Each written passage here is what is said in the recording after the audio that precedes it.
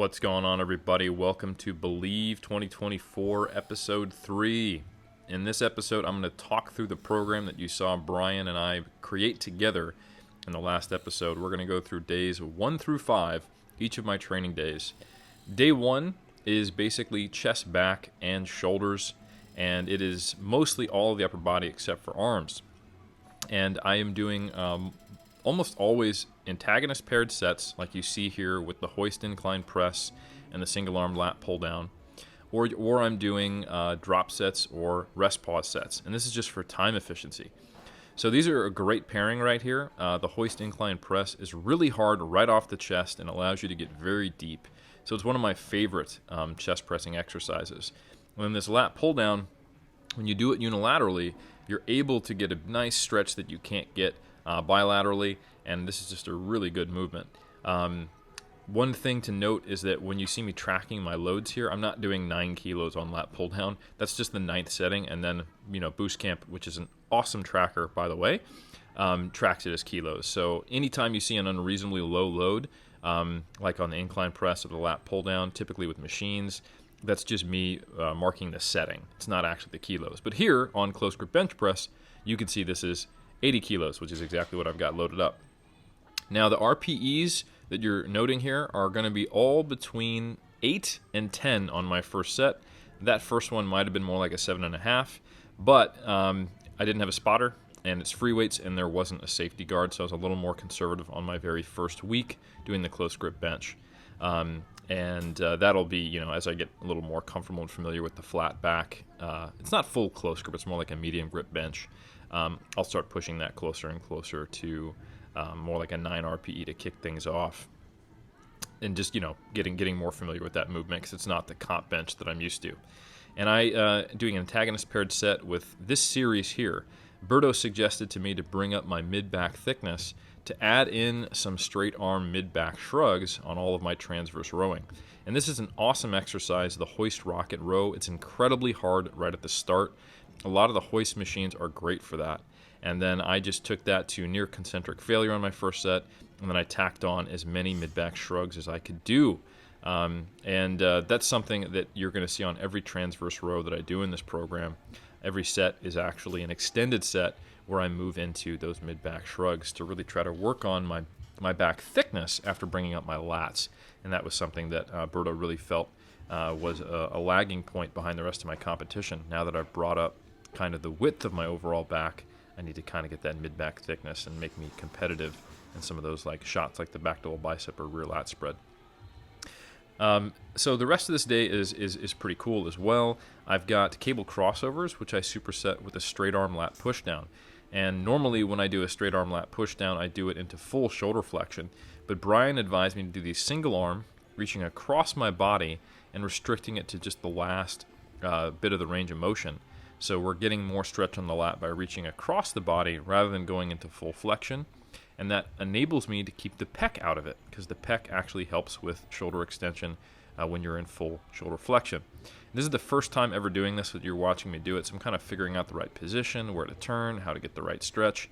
And you can see I eventually figured it out here by kind of being at a 45-degree angle and then reaching across my body. And I got a great feeling on these, and there was no pec, so it's all just basically lat, teres major, long head of the triceps. So this first day is great.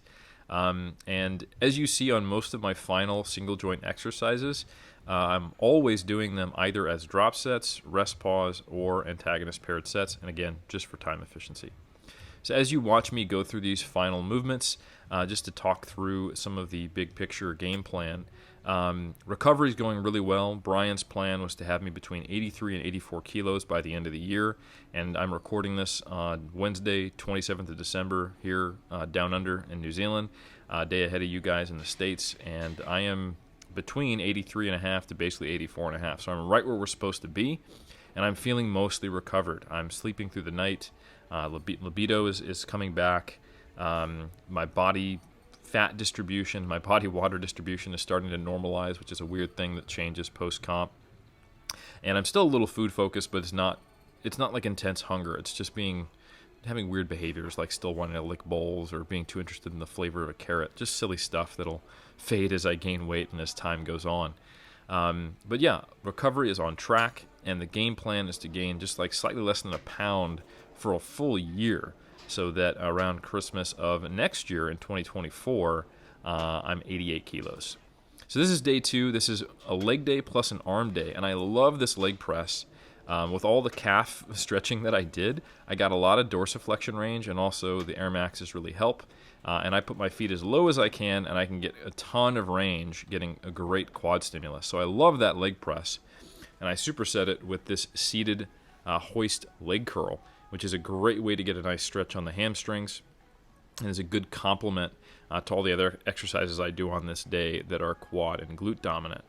You'll notice that I'm not like folding over. I'm trying to keep my lower back straight, chest high, and then coming forward as much as I can, and trying to stay in anterior pelvic tilt, and that really keeps a nice stretch on the hammies. So these I do as antagonist paired set with the leg press, and then you're going to see me move into a Bulgarian split squat with my rear foot elevated. I take my Air Maxes off so I don't have the heel elevation. I'm staying in hip flexion, kind of over my quad. You'll see this in a moment. And I put my foot as far forward as I can to really make them as glute dominant as possible. And I'm not going all the way up into knee extension. So it's very much a glute dominant Bulgarian split squat. But I'm also pushing with my back leg here, so I'm actually getting a little bit of rec fem. And this I do on its own because it's bilateral. You do one leg, then the other leg. It basically already feels like you're doing, a superset. It can be quite fatiguing, so I wouldn't want to do another exercise with it. And I just do the back extension on a low setting, which means I'm just moving it all the way down on the adjustable back extension of the Y, so it's hardest at the top. So it's training the glutes at a little bit more of a shorter position, so we're not dumping too much fatigue on the glutes and still getting some more productive volume. And I just do alternating this exercise with a calf raise. So then I go into my arm work, and we decided I need a little more tricep work than bicep, so you're going to see a little more dominant tricep work on this day. 3 sets on bis, 8 sets on triceps. Again, antagonist paired sets, drop sets, or rest pause. I got the option on all of them. So anyway, just talking through the big picture plan again, as you can see me go through my arm work here.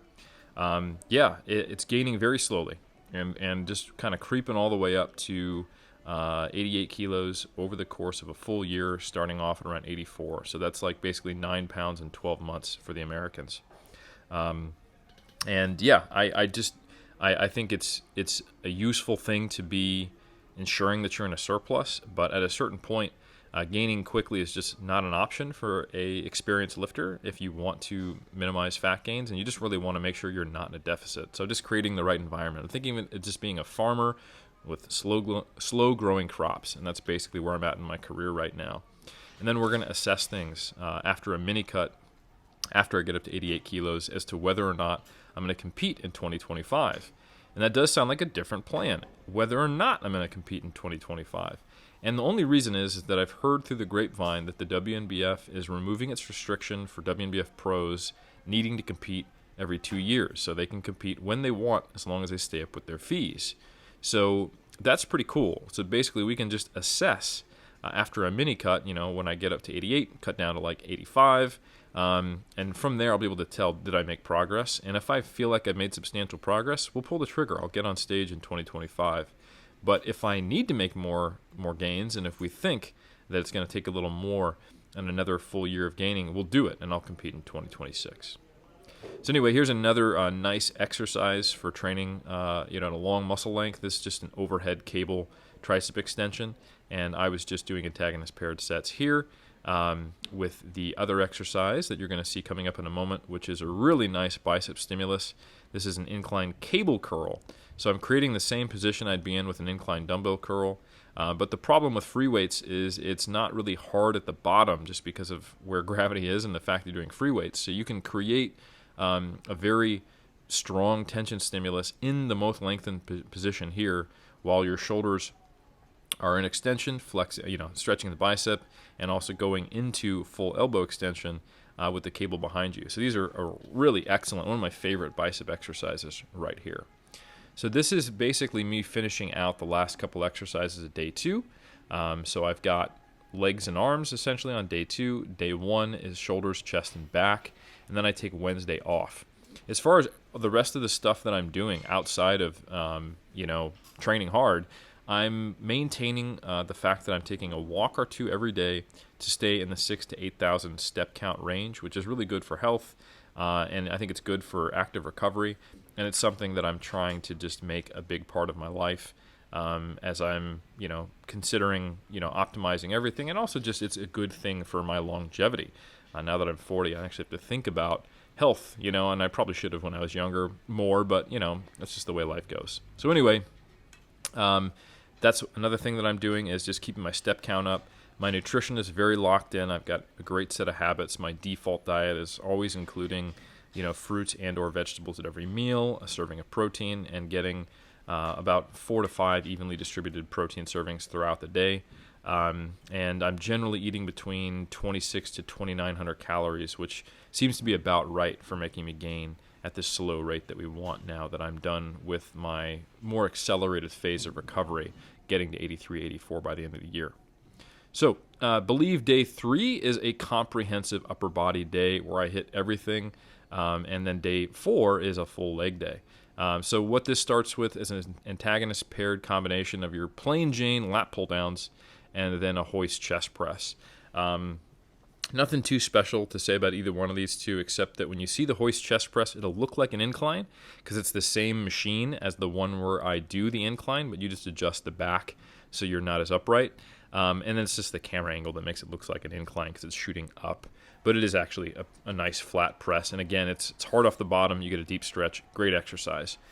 From here, I go into a single arm cable row, and you can see the first time I did it, I just tried being seated on the ground and using the cable stack, and then I modified it to a much more chest-supported variation, which I think allows you to get more stretch and be more stable and get more stimulus in the lat.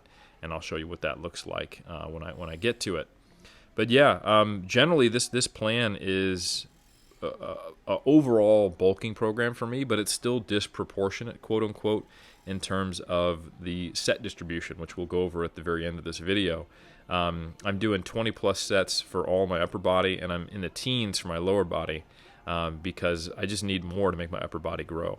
So this is my first week doing the single arm cable lat row, and you can see here I'm kind of hopping around with my arm, and I'm having a tough time keeping my sternum faced away from the cable stack.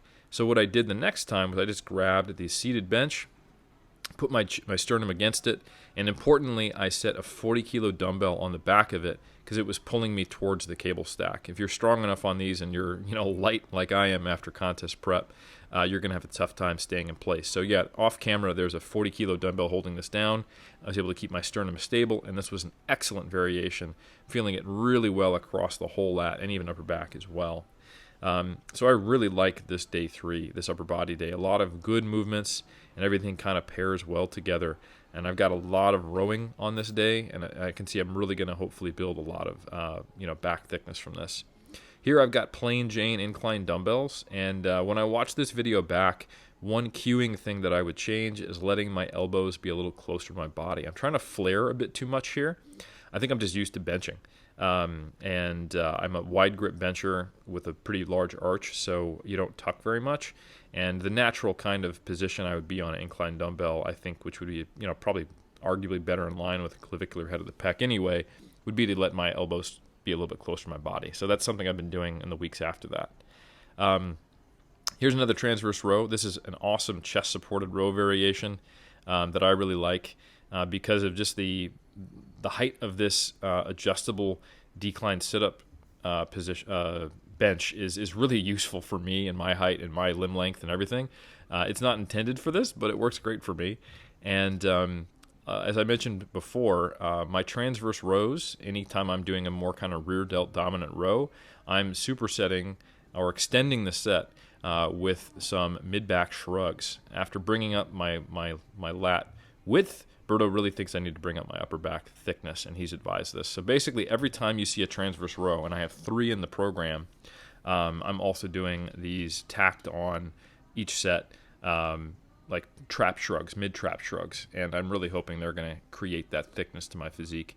It does make counting volume a little harder for my traps. Like, am I doing 12 sets, or am I doing, a total of 21 sets? Who knows? Another minor alteration to the program, we initially had tricep pushdowns showing up twice in my program, But just for a little more variety's sake, I decided to do dumbbell skull crushers. It's just another variation where I'm not in a fully lengthened position going fully overhead. And I just was supersetting these with hammer curls, just plain Jane dumbbell hammer curls. So yeah, this day 3, pretty comprehensive upper body day. You'll notice that most of the sessions have taken me just short of or around an hour. Day 2 takes a little longer, and of course that's the leg day.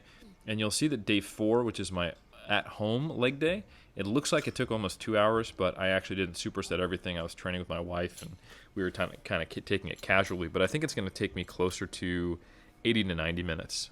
But all in all, I'm getting through 5 pretty high volume days because of these time-saving strategies of antagonist paired sets, drop sets, and rest pause. 6 hours of training per week. So I feel really good about the efficiency of how quickly I'm getting through these 5 training days and the volume I'm achieving. And as I mentioned, I'm in the mid to high teens for my lower body minus my calves, which are kind of on like maintenance volume. And then for my upper body, depending on how you count volume, it's all pretty high volume. One thing you will see is that the way I count volume is everything is direct 1-to-1. I don't count like half sets for arms if it's a row. And I do that because it helps me conceptualize the volume as it relates to the kind of recommendations we get from the literature.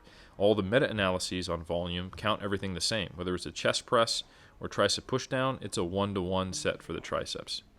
So anyway, here's an example of me doing a really cool variation where you can get a little more tension in a lengthened position. This is an incline dumbbell lateral raise, and I'm doing these as a rest pause set. So you can see me just kind of putting it on 2 times speed as I take 5 breaths, and then I do it again. And once I can no longer get a good clean 3 reps, I just stop. But anyway, yeah, great exercise. I've got 3 different medial delt, or I should say middle delt exercises in the program. I have cross body lateral raises, which you'll see. I have behind the back lateral raises, both of those with cables, and I got this guy. And then, of course, I've got a nice shoulder press, which you'll see later in the week.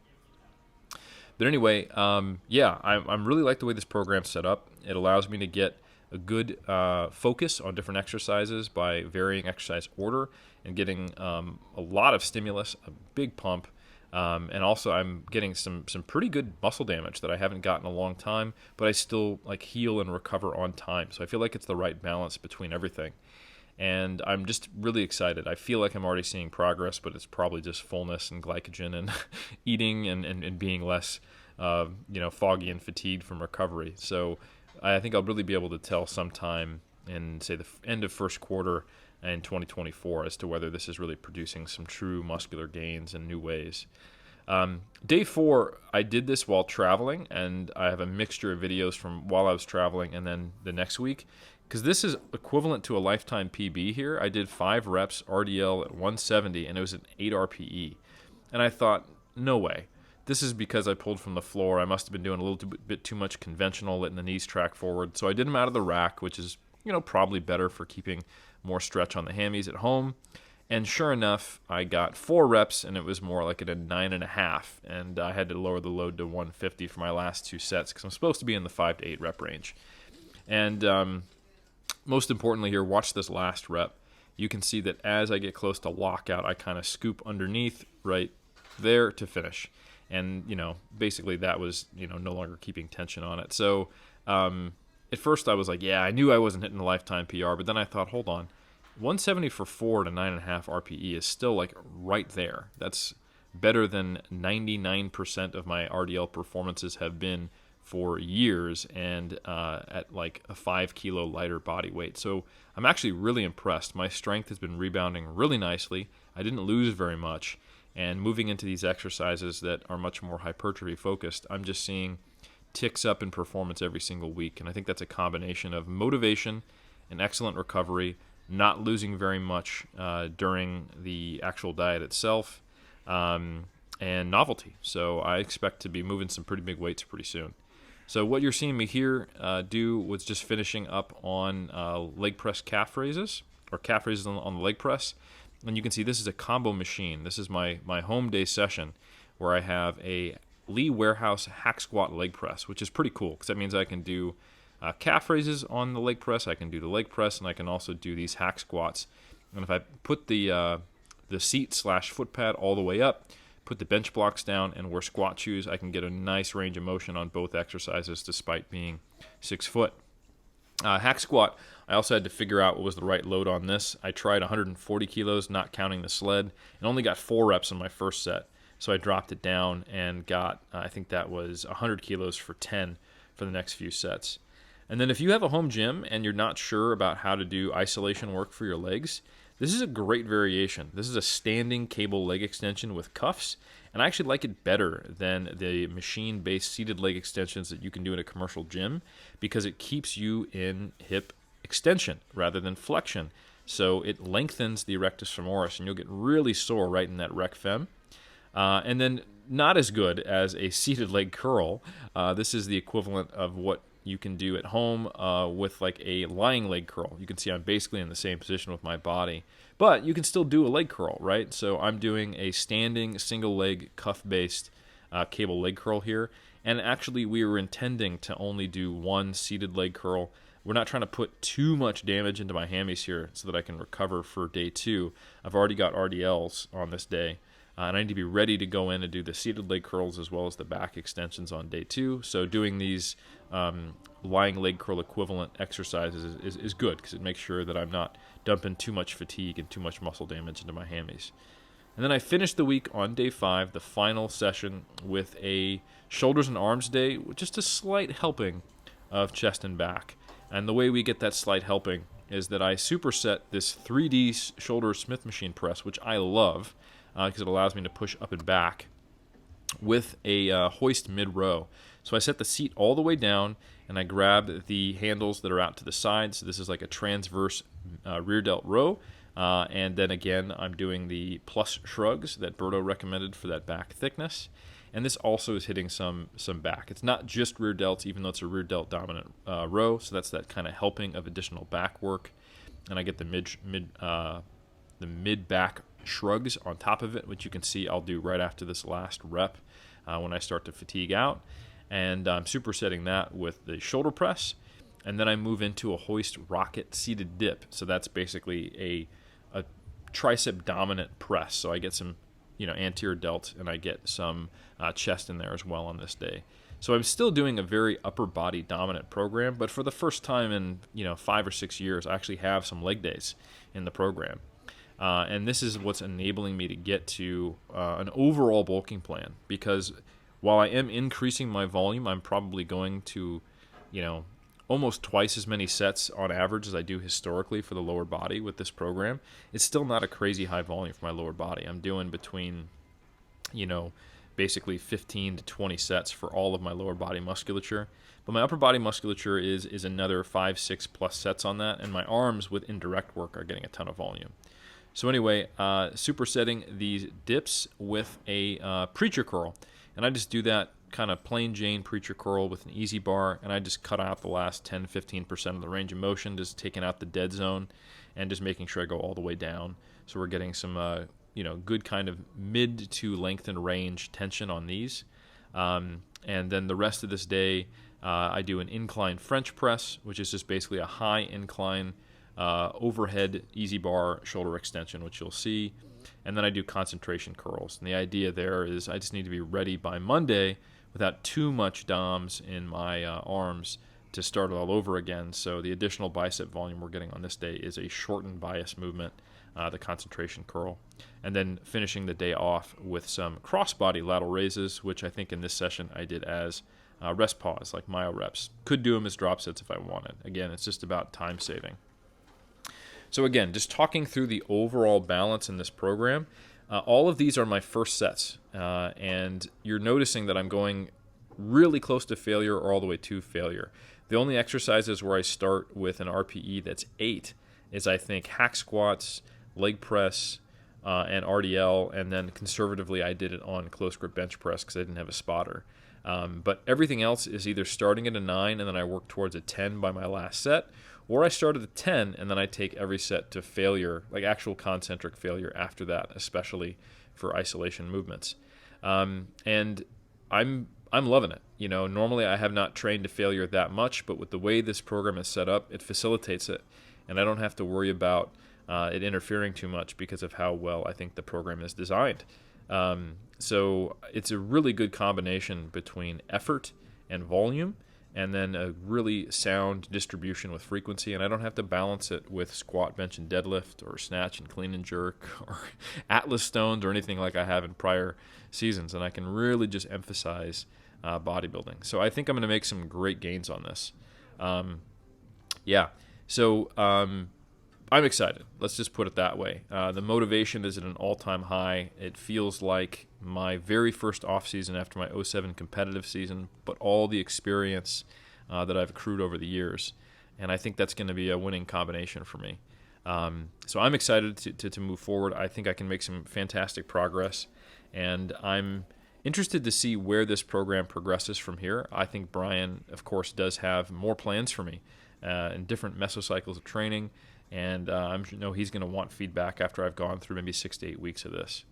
So as I finish up doing these drop sets on lateral raises, we're going to go through the whole program's volume here. And you can see I've got 23 sets on lats, 22 sets on pecs, 12 sets on traps, plus 9 extra mid-back shrug supersets. So what is that, 21 sets? It really depends on how you want to count it.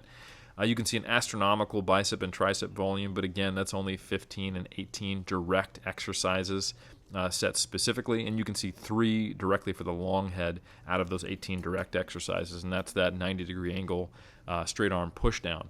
So how do you count rest pause? How do you count drop sets? Hard to say, but I've just counted everything as 1-to-1.